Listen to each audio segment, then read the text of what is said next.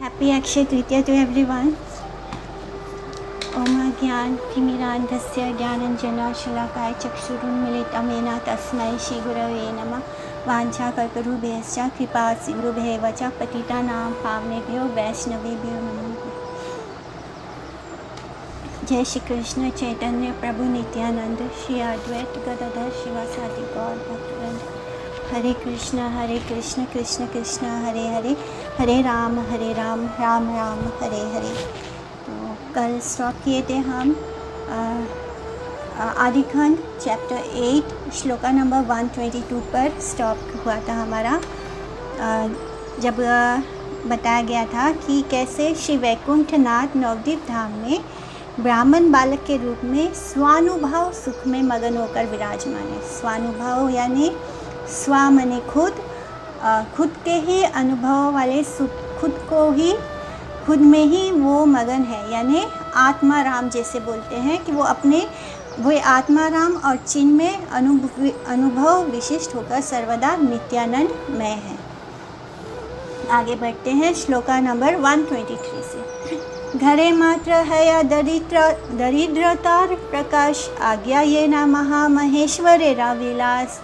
तो यद्यपि उनके घर में दरिद्रता मात्र ही प्रकाशित थी, क्योंकि अब उनके पिता भी नहीं है और कोई अर्न करने वाला भी नहीं है घर में. तो घर में पहले ही गरीबी थी और अब तो बिल्कुल ही दरिद्र हो गया है. घर में कुछ भी नहीं है, कोई ऐश्वर्य नहीं है. किंतु प्रभु माता के प्रति महामहेश्वर के भांति आज्ञा करते थे, मानो वे साक्षात भगवान हैं. एक्चुअली में वो भगवान ही है. तो वो बिल्कुल महामहेश्वर की तरह अपनी माता से कोई कुछ ना कुछ मांगते थे, इस तरह जैसे कि घर में पूरा ऐश्वर्य भरपूर हो. कि ठाकुर का ना ही का विचार, चाही ले ना पाई ले रक्षा नहीं आर. तो घर में कुछ है कि नहीं, इस बात का कोई विचार प्रभु नहीं करते थे. यदि इच्छित वस्तु अगर वो कुछ चाहते हैं, वो वस्तु चाहने पर भी उन्हें नहीं मिलती तो फिर वो कुशल नहीं थी. यानी घर में कुछ है या नहीं, उनको इस बात से कोई मतलब नहीं. उनको इस बात से वो विचार ही नहीं करते. अगर उन्होंने कोई बात की इच्छा की, कोई वस्तु उनको चाहिए, अगर वो उनको नहीं मिलता तो फिर कुछ भी ठीक नहीं है. घर द्वार भांगी या फेले ना से ईशाने, आपनार अपचयता नहीं जाने. तो उसी क्षण वे घर द्वार सब तोड़ फोड़ कर फेंक देते थे. ऐसा करने से अपनी ही हानि हो रही है, इस बात को भी वे नहीं समझते थे. तथापि सची ये चाहे न से ईशने, नाना यत्ने देन पुत्र स्नेहेरा कारणे. तो इस तरह सची माता भी उनकी इच्छा पूरी करने के लिए कुछ भी करने को तैयार है.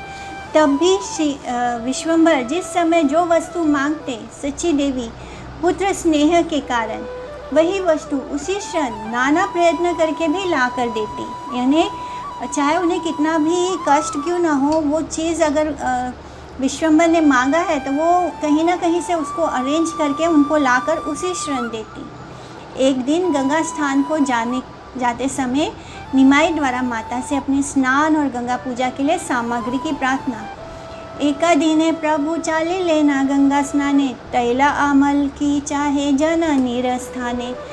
दिव्य माला सुगंधि चंदन देहे मोर, गंगा स्नान करी छाड़ गंगा पूजी वारे. तो एक दिन प्रभु जब गंगा स्नान को जाने लगे तो उन्होंने अपनी माँ से कहा कि मुझे तेल, अमल की आंवला मांगा एवं फिर बोला कि मुझे दिव्य माला चाहिए, मुझे चंदन भी ला कर दो. आज गंगा स्नान करके मेरी इच्छा गंगा पूजा करने की भी है. तो इस तरह उन्होंने ये सारी चीज़ें मांगी अपनी माता से. जननी कहे ना बाप शुन मन दिया, शने का अपेक्षा कर माला आनी गिया.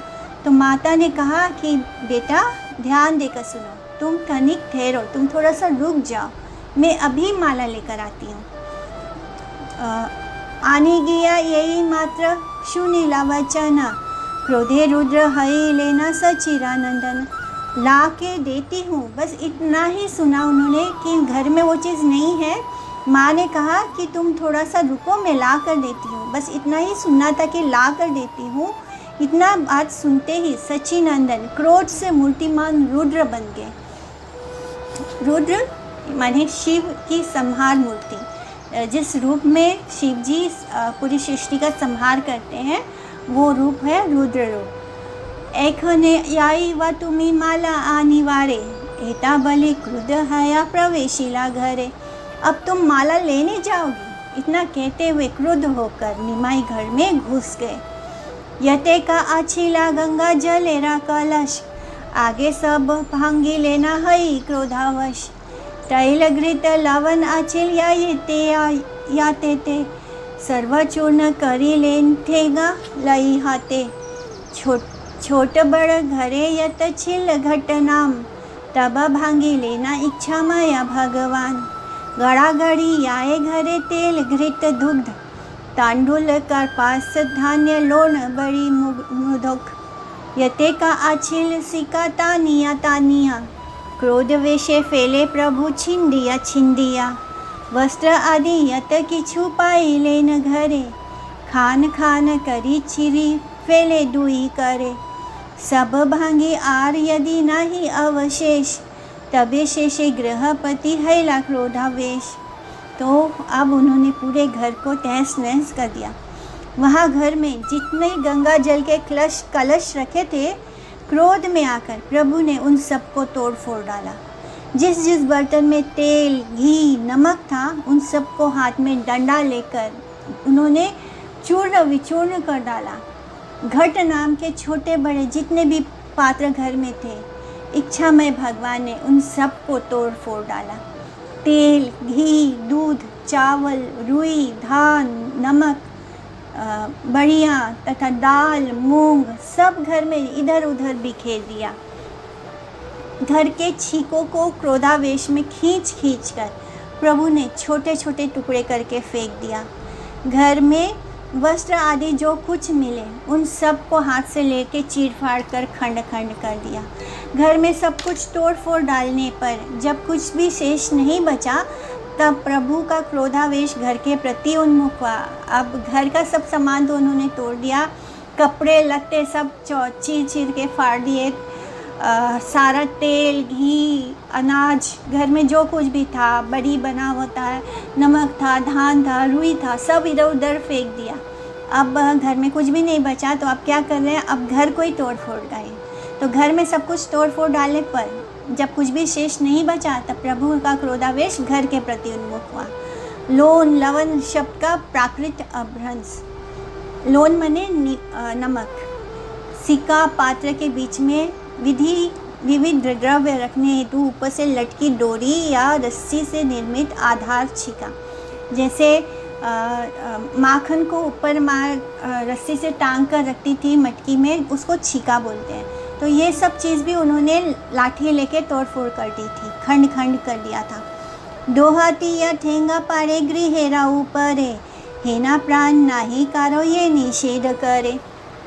दोनों हाथों में लाठियाँ लेकर, एक हाथ में भी नहीं, दोनों हाथों में लाठियाँ लेकर वे घर के ऊपर मारने लगे। इतना साहस किसी में भी नहीं था जो प्रभु को मना करे।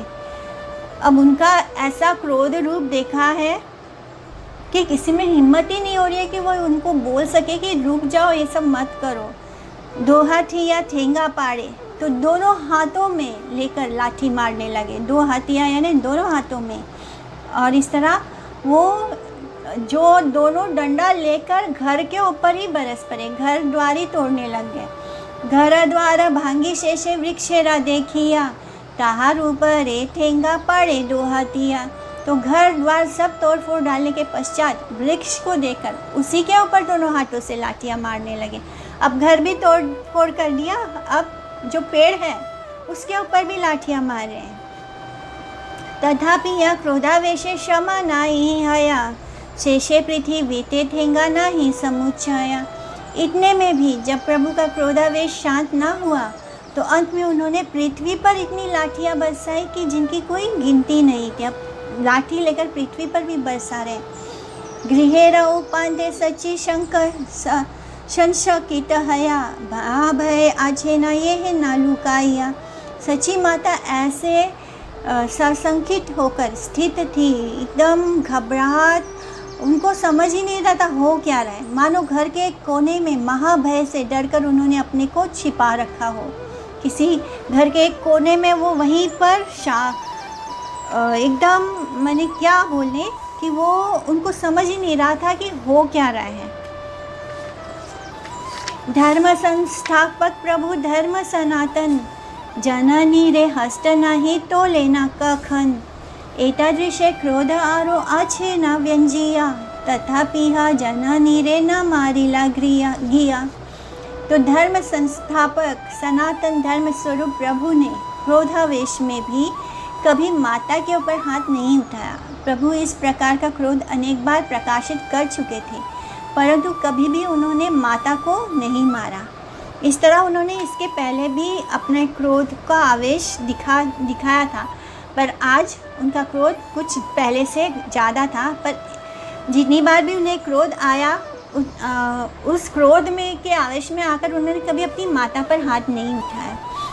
सकल भंगिया शेषे आसिया अंगने गड़ा गड़ी आई ते लागिला क्रोध मने। तो सब कुछ तोड़ फोड़ने के पश्चात प्रभु अंत में आकर क्रोधवश लोटपोट होने लगे जमीन पर।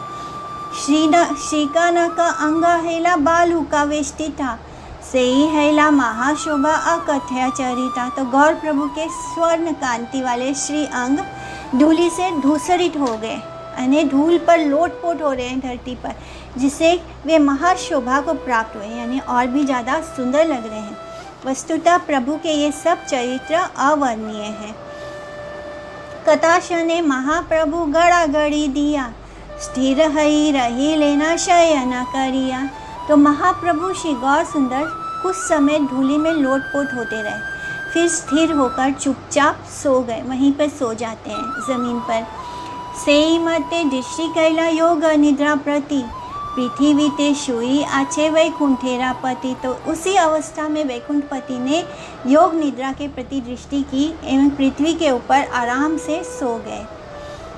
अनंतेरा श्री विग्रह या हर शयन लक्ष्मी यार पाद पद्म सेवे अनुशना। तो शेष का शिव विग्रह जिनकी शैया है और लक्ष्मी जिनके चरणों की निरंतर सेवा करती रहती है, ऐसे भगवान उस ज़मीन पर सो गए।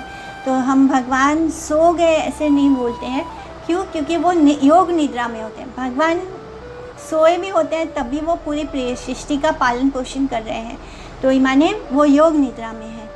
चारि वेदे ये प्रभु रे करे अनवेशने से प्रभु याए निद्रा सचिरा अंगने।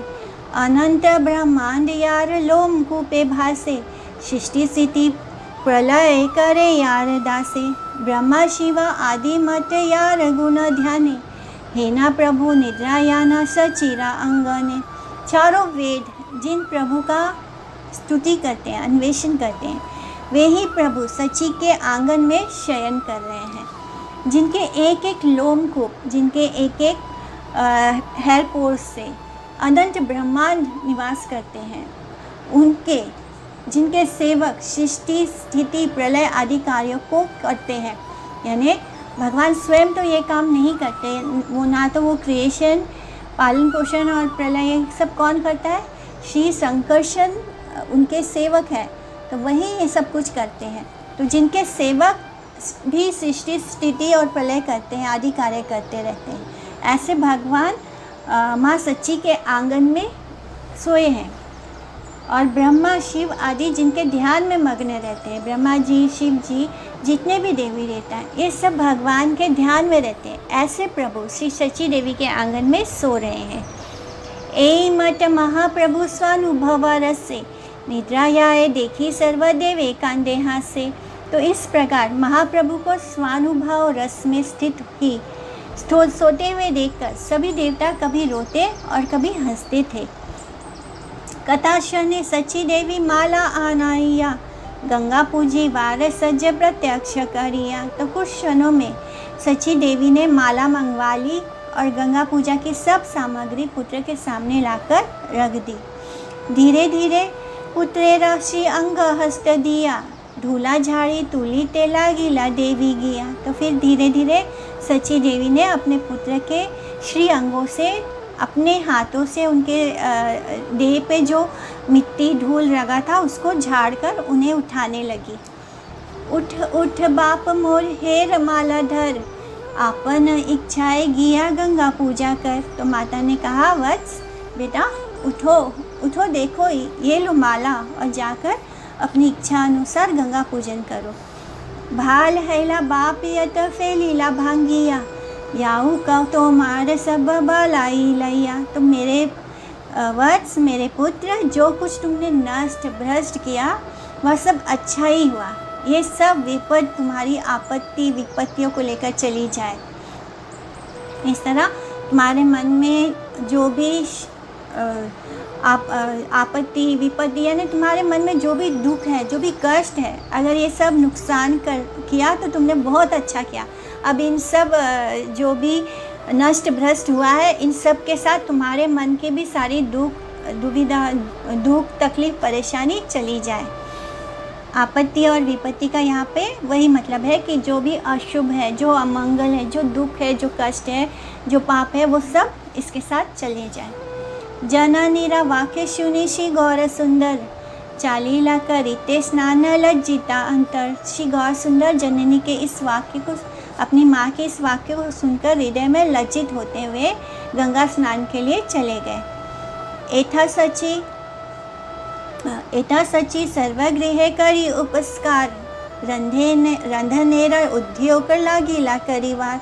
इधर सची देवी समस्त गृह का परिष्कार करके, यानी पूरा घर की सफाई करती हैं, फिर रसोई तैयार करने का उद्योग करने लगी, रसोई की तैयारी करती हैं। पहले जो कुछ भी सामान तितर बितर हुआ था उन सबको समेटा, जो फेंक सकती थी उसको फेंका। उसके बाद अब अपने रसोई का तैयारी कर रही हैं। यद्यपि प्रभु एता करे अपचाया, तथापि सचीरा चित्ते दुख नहीं है। यद्यपि प्रभु ने इतनी हानि की है, पूरा तहस नहस कर दिया, घर में पूरी तोड़ फोड़ कर दी, कुछ भी बचा नहीं है घर में, सब कुछ जैसे एक ही पल में उन्होंने रौद्र रूप धारण करके महाशिव जी की तरह ही पूरा सब कुछ विनाश कर दिया। किंतु माँ सची जो है, उनके चित्त में थोड़ा सा भी दुख ना हुआ ये सब देख के। कृष्णेरा चापल्य ये न अशेष प्रकारे, यशोदा सहीलेना गोकुल नगरे। जिस प्रकार गोकुल नगर में यशोदा ने श्री कृष्ण की अनेक प्रकार की चंचलताओं को सहन किया था, ऐ मते गौरांगेरा यत चंचलता, सहीलेना अनुशना सची जगन माता। ठीक उसी प्रकार जगन माता श्री सची देवी भी श्री गौरांग महाप्रभु की सब चंचलताओं को निरंतर सहन करती थी, और उनके मन में या उनके हृदय में कहीं भी कोई अफसोस नहीं होता, कोई दुख नहीं होता, वो एकदम शांत चित्त होकर वो सब कुछ सहन कर लेती। ईश्वरेरा क्रीड़ा जानी कही तेका तेका, एई मत चंचलता करे ना यते का। भगवान ने जितनी भी चंचलतामयी क्रीड़ाएँ की, खेल किया, उनका मैं कितना वर्णन कर सकता हूँ। हम सब मैंने वो जो लिख रहे हैं, जो बता रहे हैं, वो तो बहुत थोड़ा सा है। भगवान ने ऐसी अनेक क्रीड़ाएँ की हैं। सकल सहे न आई काय वाक्य मने, हई लेना सची न पृथ्वी आपने। तो उन सब को सची माता ने तन मन वचन से उसी प्रकार सहन किया जिस प्रकार पृथ्वी माता सब कुछ सहन करती है। कटाशने महाप्रभु करी गंगा स्नान, आई लेना गृह क्रीड़ामय भगवान। तो कुछ समय में क्रीड़ा में भगवान महाप्रभु गंगा स्नान करके घर लौट आए। विष्णु पूजा करी तुलसी रे जल दिया, भोजन करी ते प्रभु बसी लेना गिया। प्रभु ने विष्णु जी की पूजा की और घर में जो तुलसी महारानी है उनको जल भी दिया, और उसके बाद वो भोजन करने के लिए बैठ गए। भोजन करिया प्रभु हैला हर्ष मन, आचमन करी करे न तांबुल चढ़वन। तो भोजन करके प्रभु का मन प्रसन्न हो गया। इसके बाद वे आचमन करके पान चबाने लगे। धीरे धीरे आई तबे बलिते लागिला, एता अपचाए बाप की कार्य करीला। तब सची माता धीरे धीरे कहने लगी, वत्स इतना नुकसान तुमने किस लिए किया? घर घर द्वार द्रव्य यत सकली तोमार, अपचय तोमार से की डाया मार। तो घर द्वार द्रव्य जो कुछ भी है ये सब तो तुम्हारे ही हैं। जो हानि हुई, जो नुकसान हुआ, वो भी तो तुम्हारा ही हुआ। इससे मुझे क्या लेना देना? परिवारे तुम्ही बोल एखनी आईवा, घरे ते संबल नहीं काली इसकी खाईवा। तो अभी तो तुम कहोगे मैं पढ़ने जा रहा हूँ, घर में तो कुछ सामान ही नहीं है, कोई संबल नहीं है, कल तुम क्या खाओगे? संबल यानी संभ, गमन करना,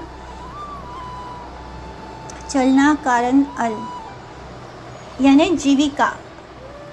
इसका मतलब घर में अब कुछ बचा नहीं है और कोई पैसा भी नहीं है, तो अब कल तुम क्या खाओगे? हासे प्रभु जननी रसुनिया वचन, प्रभु बोले कृष्ण पोष्टा करी वे पोषण। तो जननी के वचनों को सुनकर प्रभु हंसते हैं और कहने लगे, हे माता, पालन पोषण करने वाले तो एकमात्र श्री कृष्ण हैं, वे ही पालन करेंगे। तो इस तरह भगवान माता को भी ज्ञान दे रहे हैं, और ये बात सिर्फ वो सच्ची माता को नहीं बता रहे हैं, हम सब जो सुन रहे हैं हम सबको यही बता रहे हैं। इसलिए शायद उन्होंने ये लीला की कि उन्होंने घर में हर चीज़ ही ख़त्म कर दिया, ताकि वो बता सके माता को कि जो पालन पोषण करने वाले हैं वो केवल कृष्ण एकमात्र हैं। एता भली पुस्तक कलैया प्रभु करे, सरस्वती पति चाली लेना परिवारे। तो इतना कहकर सरस्वती पति प्रभु हाथ में पुस्तक लेकर पढ़ने के लिए चल दिए। कथाशना विद्या रस करी कुतूहले, जाना वीर कुले आई लेना संध्या काले। तो वहाँ कुछ समय तक प्रसन्न चित्त से विद्या रस का आस्वादन करके महाप्रभु संध्या के समय गंगा तट पर पहुँचते हैं। कथाशना थाकी प्रभु जाना वीर तीरे, तबे पुनः आई लेना अपन मंदिरे। तो कुछ देर गंगा तट पर ठहर कर प्रभु फिर अपने घर लौट आए। जननी रे डाक दिया आनी यानी भृते, दिव्या स्वर्ण टोला दुई दिलाता न हते। तो वहाँ उन्होंने माता को पुकारा, माँ कहाँ हो? और फिर पुकार कर एकांत में बुलाया और 2 तोला दिव्य सोना उनके हाथ में रख दिया, क्योंकि माँ ने बोला था कि अब कल कैसे होगा, घर में तो कुछ है ही नहीं। संबल माने ना तो कोई जीविका है ना कुछ अर्थ है घर में। देखा माथा कृष्ण ए दी लेना संबल, इहा भंगाइया ब्रे कर सकल। तो अब उन्होंने माँ के हाथ में 2 तोला सोना रख दिया, वो भी दिव्य सोना इतना चमकता हुआ, और कहा, देखो माता, श्री कृष्ण ने ये संबल दिया है, यानी ये हमारे लिए जीविका दी है, इसको तुड़वा कर घर का सब खर्च चलाओ। एटा बलि महाप्रभु चलीला शयने, परम विस्मित हई आई मने गणे। अब इतना कहकर महाप्रभु तो सोने चले गए, परंतु माता परम विस्मित होकर मन ही मन विचार करने लगी। कोता हईते सुवर्ण आनाए बारे बार, पाछे कौन प्रमाद जन्माए आसिया। तो ये बार बार सोना कहाँ से ले आता है? ऐसा ना हो कि पीछे कोई विपत्ति उठ खड़ी हो। यानी पहले भी वो बार बार उनको सोना लाकर दिए हैं, इसलिए माँ सोच रही है कि ये कैसे बार बार कहाँ से सोना ले आता है। यही मात्र संबल संकोच हया घरे, सेई एई मते सोना आने बारे बारे। माता सोचने लगी कि जब जब घर में अर्थ का अभाव होता है, धन नहीं होता है, कुछ नहीं होता है, तब तब हर बार इसी प्रकार सोना ले आता है। अचानक से कहाँ से महाप्रभु सोना ले आते हैं?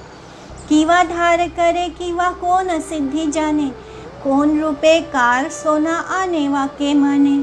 पता नहीं किसी से उधार लाता है, अथवा जैसे माँ अपने पुत्र के बारे में सोचती है, उसको चिंता होती है कहीं कुछ गलत तो नहीं कर रहा है, कहाँ से सोना ला रहा है, कहीं किसी से उधार तो नहीं ले लिया, या फिर इसने कुछ पढ़ाई करने जाता है, कहीं किसने कुछ सिद्धियाँ तो नहीं प्राप्त कर ली है जिससे कि ये सोना ले आता है। किस प्रकार से किसका सोना ले आता है? तो माँ के मन में अनेकों अनेक प्रश्न आ रहे हैं। महा कैतव आई परम उदार, भांगाई ते दीते उदाराए बारे बार।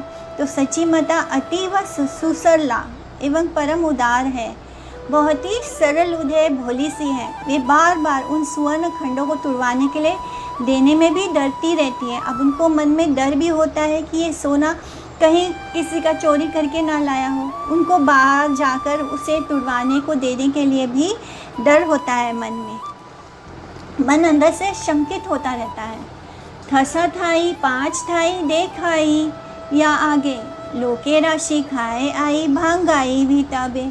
तो सची माता उस व्यक्ति को जो स्वर्ण तुड़ाने जाता था समझा कर कहती कि पहले इस सोने को 10-5 जगह दिखा लेना, फिर तुड़वाना। तो फिर जो व्यक्ति को वो देती थी कि जाके सोना तुड़वा कर इसके पैसे ले आओ, तो उसको पहले अच्छे से समझा देती थी कि पहले इसको 10-5 जगह अच्छे से दिखा लेना।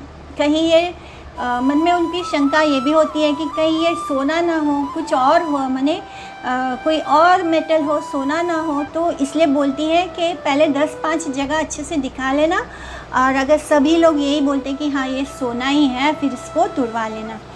हे नमते महाप्रभु सर्व सिद्धीश्वर, गुप्त भावे आछे नवद्वीपेरा भीतर। इस प्रकार सर्व सिद्धियों के ईश्वर श्रीमन महाप्रभु गुप्त भाव से नवद्वीप में अवस्थान कर रहे हैं।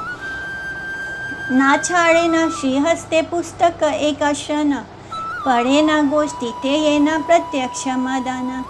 ललाटे शोभते ऊर्ध्व तिलक सुंदर, शिरे चाचर केश सर्व मनोहर। स्कंदे उपवीत ब्रह्म तेज मूर्तिमंत, हास्यमय श्रीमुख प्रसन्न दिव्य दंत। किवा से अद्भुत द्वि कमल नयन, किवा से अद्भुत शोभे त्रिकच्छा वसन। तो प्रभु एक क्षण के लिए भी हाथ से पुस्तक को नहीं छोड़ते तथा छात्र गोष्ठी में प्रत्यक्ष कामदेव के समान शोभा पा रहे हैं। तो छात्रों के बीच स्कूल में सबके बीच जब वो होते तो एकदम साक्षात कामदेव की भांति लगते। उनके ललाट पर, उनके माथे पर सुंदर ऊर्ध्व तिलक शोभित होता और सिर पर अति मनोहर घुंघराले केश झलमला रहे हैं। तो इतने सुंदर हैं कि कामदेव भी उनके सामने कुछ नहीं। वे ब्रह्म तेज के मूर्तिमंत स्वरूप हैं। उनके कंधे पर यज्ञोपवीत सुशोभित है, यानी जो जनेव है वो धारण किए हुए हैं। श्रीमुख, उनका चेहरा जो है वो हास्यमय है, सुंदर प्रसन्न रहते हैं हमेशा, और उनके दांत के पंक्तियाँ एकदम दिव्य हैं। दोनों नेत्र उनके कमल की भांति अद्भुत हैं, और उनके श्री अंग पर त्रिकच्छ वस्त्र विलक्षण शोभा दे रहा है। तो जो कपड़े वो पहनते हैं 3 कमर पर, कंधे पर, तो इस तरह 3 काछा प्रौढ़ वयस वाले बंगवासियों के वस्त्र धारण की एक रीति विशेष है। पहने हुए वस्त्र के उत्तरांश को मोड़कर दोनों पाँवों के मध्य में खींचकर विपरीत दिशा की ओर कमर के पीछे भाग में जो निबद्ध किया जाता है उसको काछा कहते हैं, और पूर्वांश में उसको ओढ़कर नाभि देश के सम्मुख भाग में निबद्ध किया जाता है, उसको कांचा कहते हैं। और इस कोंचा के ही दूसरे सिरे पर स्थित मोड़े हुए आगे के भाग को उठाकर पुनः नाभि देश में निबद्ध करने के कारण ही यह त्रिकच्छ वसन नाम से पुकारा जाता है। यही देखे से ही एक दृष्ट रूप चाय, हीना नाही धन्य धन्य बलि ये ना आए। तो श्री गौर सुंदर को कोई भी देखता, वो बस उन्हें टकटकी लगाकर देखता ही रह जाता। माने उनका मन ही नहीं करता कि वो अपनी नज़र को कहीं और जाए। एक बार जो देख लेता तो बस वो उनको एक टक देखता ही रहता। जो उनके दर्शन करता वो धन्य धन्य कहकर उन पर बलिहारी होता हुआ नहीं जाता। माने सबको लगता कि जैसे भगवान के साक्षात दर्शन ही कर लिए हों। इतने सुंदर श्री गौर सुंदर को देखकर किसी की भी नज़रें कहीं भी नहीं जाती, किसी माने एकदम ध्यानस्थ हो जाए व्यक्ति उस तरह हो जाता।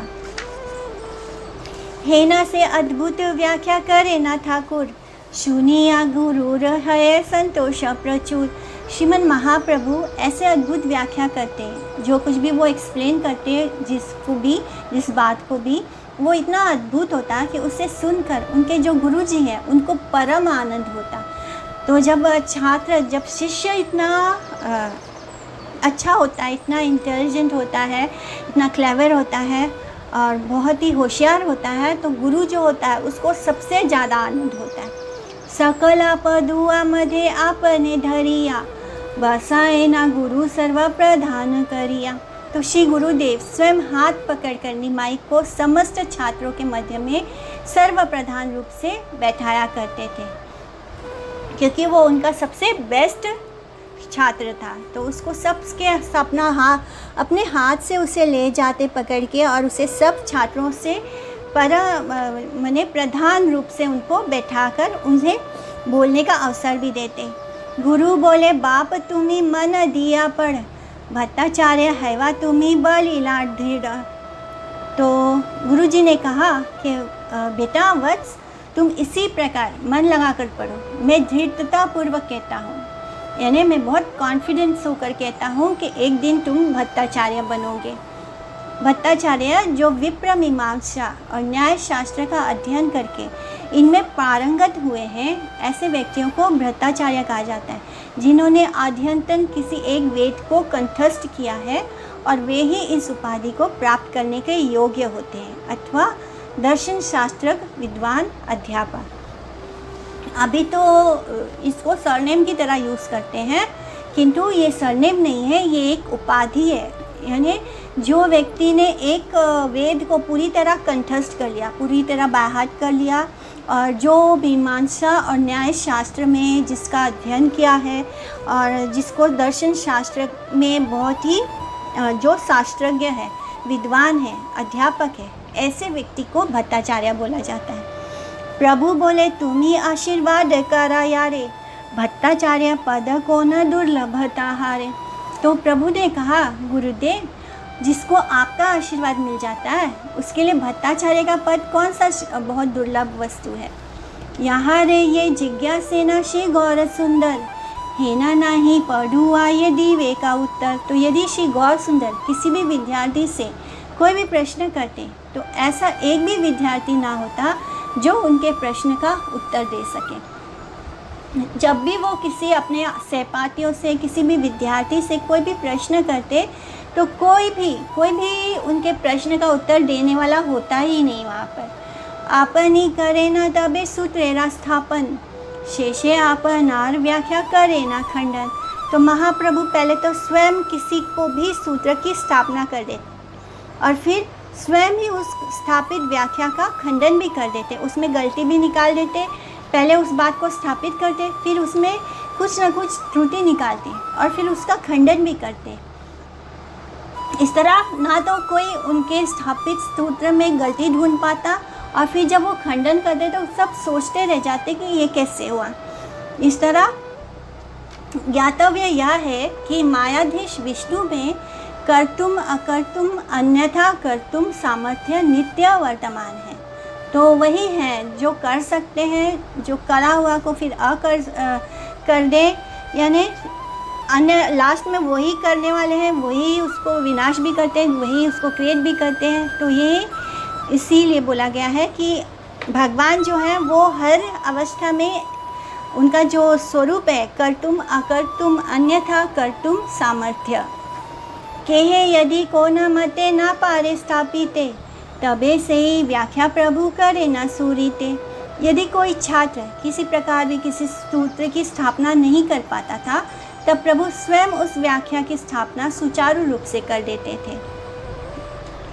कीवा स्नाने की भोजन की व पर्यटने, नाही का प्रभुर आर चेष्टा शास्त्र बीने। तो क्या स्नान करते समय, क्या भोजन के समय, क्या पर्यटन यानी घूमते समय, सर्वदा सब समय शास्त्र की चर्चा के अतिरिक्त प्रभु का और कोई दूसरा कार्य ही नहीं था। तो जो वो कर रहे हैं उसमें पूरी तरह तल्लीन है। अब वो शास्त्र के अलावा और कोई बात नहीं करते, कोई चर्चा नहीं करते, चाहे वो स्नान कर रहे हो, चाहे वो भोजन कर रहे हो, चाहे वो चल रहे हो, चाहे वो घूम रहे हो, हर समय वो केवल शास्त्र की ही चर्चा करते। एही मता आछे न ठाकुर विद्या रसे, प्रकाश न करे जग तेरा दीन दोषे। इस प्रकार ठाकुर विद्यारस में निमग्न थे। संसार के दीन दोष के कारण उन्होंने अपने स्वरूप को प्रकाशित नहीं किया था। तो अभी तक किसी को नहीं पता, यानी वो स्वयं ही इस बात को प्रकाशित नहीं करते हैं कि वो साक्षात भगवान है।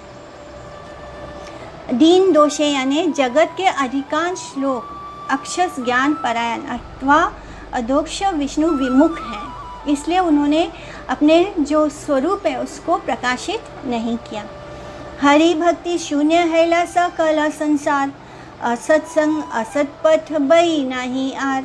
तो उस समय सारा संसार हरि भक्ति विहीन था, सर्वत्र कुसंग था, बुरी संगत चल रही थी और असत पथ गमन के अतिरिक्त सभी लोग गलत रास्ते पर थे। ऑलमोस्ट पूरी तरह कलयुग का ही प्रभाव था, बुरी तरह था कि ना तो हरि भक्ति था, ना लोग गलत रास्ते पर चल रहे थे, गलत संगत कर रहे थे। तो इस तरह बिल्कुल भी कृष्ण भक्ति नहीं थी। एकमात्र वास्तव नित्य सत्य वस्तु मायाधीश विष्णु की प्रतीति व्यतीत तदितर प्राकृत दृष्टि युक्त सब प्रकार के संग और पथ वस्तुतः असत्संग और असत पथ है। इस तरह जो भी इस संसार में अगर हम कृष्ण के रास्ते पर नहीं हैं, भगवान कृष्ण के रास्ते पे नहीं हैं, उनसे जुड़े हुए उनके भक्तों के संग नहीं है, तो जो कुछ भी है इस संसार में वो असत संग है, वो असत पथ है, यानी वो सब कुछ झूठ है, वो सब कुछ गलत है, वो संग भी गलत है। नाना रूपे पुत्र धीरा महोत्सव करे, देह गेह व्यतिरिक्त आर नाही स्फुरे। तो लोग नाना प्रकार से पुत्र आदि के महोत्सव किया करते थे, उनको अपने गृहस्थी के अतिरिक्त और कुछ सूझता ही नहीं था। तो यानी जो कुछ भी हो रहा था उस वक्त सोसाइटी में, वहाँ पे सिर्फ अपनी पर्सनल लाइफ यानी जो मटेरियल लाइफ है, जो अपना पुत्र अपने बच्चों का कोई ना कोई महोत्सव, कभी किसी का जन्मदिन तो कभी किसी का विवाह उत्सव, और हर उत्सव को इस तरह कर रहे थे कि बस वही के वही सब कुछ है। इसके अलावा गृहस्थी के अलावा और कुछ भी नहीं होता था संसार में। स्त्री पुत्र आदि सुख स्वाच्छंद विधान के कार्यों में ही व्यस्त एवं प्रवृत्त रहते थे। और कर्म जड़ अर्थात पुण्य कर्मों में निपुण भीम भट्ट आदि के पदावलेहनकारी व्यक्ति इष्टापूर्त चिकित्सागर अपरा विद्या की पाठशाला आदि कार्यों में दया की छलना द्वारा देह और मन को नियुक्त करके परकाल में इंद्रिय सुख युक्त फल की कामना करते थे। इस प्रकार औपाधिक स्वार्थ के वशवर्ती होकर वे नैष्कर्म रूप निष्काम कृष्ण सेवा के कार्यों में सदा नितांत विमुख रहा करते थे, यानी कृष्ण सेवा बिल्कुल भी नहीं करते थे। उनका सारा लक्ष्य क्या था? अपने इंद्रियों को सुख देने वाली, अगर कुछ पूजा पाठ भी वो कर रहे हैं तो उसका लक्ष्य भी इंद्रियों को सुख देने वाली वस्तु को प्राप्त करना। इस तरह जो संसार था वो अज्ञ और मूढ़ थे। श्रीहरि की सेवा ही सब जीवों का सर्वदा एकमात्र सर्वश्रेष्ठ कार्य होता है और इस परम सत्य की विस्मृति, इसको भूलकर फलस्वरूपी नाना प्रकार के जड़ सेवा यानी मटेरियल प्रवृत्ति रूप विषय भोग स्पृहा उनमें उत्पन्न होती है। अगर हम कृष्ण से दूर हैं और कृष्ण हमारे सेंटर में नहीं है लाइफ के, तो हम पूरी तरह इस संसार के हाथ में हैं, यानी माया के हाथ में है, माया के अधीन है समझो। मिथ्या सुखे देखी सर्वलोकेरा आदर, वैष्णवेरा गण दुख भावेना अंतर, कृष्ण बलि सर्वगणे करेना क्रंदन, ए सब जीवेरा कृपा कर नारायण। तो सब लोगों का मिथ्या सुख में मनोनिवेश देखकर वैष्णव जन मन में बहुत दुख पाते थे। वे